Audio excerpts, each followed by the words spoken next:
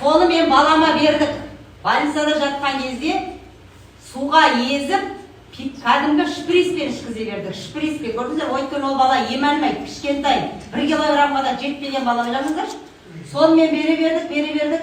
Аман есен 4 айында 1 кило 700, 1 кило 800 білмеймін. Мынандай ғана құртақандай бала үйге әкелдік 4 айында. 4 айында ең алғаш мына елеп сол кезде шыққан банкіде. Мынандай болған жоқ, ол банкіде болған. Содан мен ешкімнен сұрамадым. Только қызыммен ақылдастым, осы елепті берейікші деді. Бұл тәтті. Мен о кезде бұның даже энергетик чуть-чуть аз екенін де білген жоқпын, достар. Ақырындап суға салып, езіп, жалғып, также шприспен ішкізе бердік. Содан кейін кереметі, ол бала өмірге келесіп антибиотик алды. Ойлаңыздар, 738 күн бала туған, өмірге келесіп антибиотик. Қаншым антибиотик алды?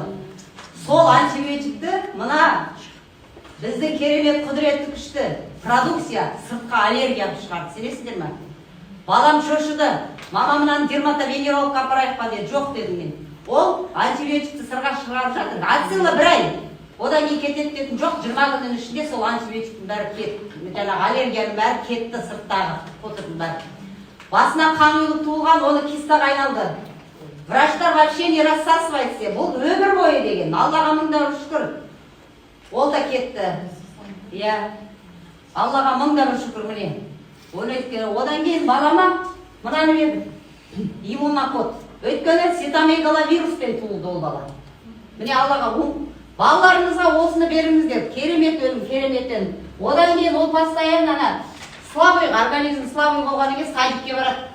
Балалардан жұқтырып алады, сол кезде мынаны ішкіземіз. Міне. Сол бұла балам ертең 3 жасқа толады. Аллаға мен өзім 70 килограмм салмақ болғам, қазір 56 килограмм салмақ, қаншама ауызға бұрын сен жүгірмейтін, қазір 4 жас садиктен жүгіріп шығамын. Давлением норм, бұрын ойнамауым.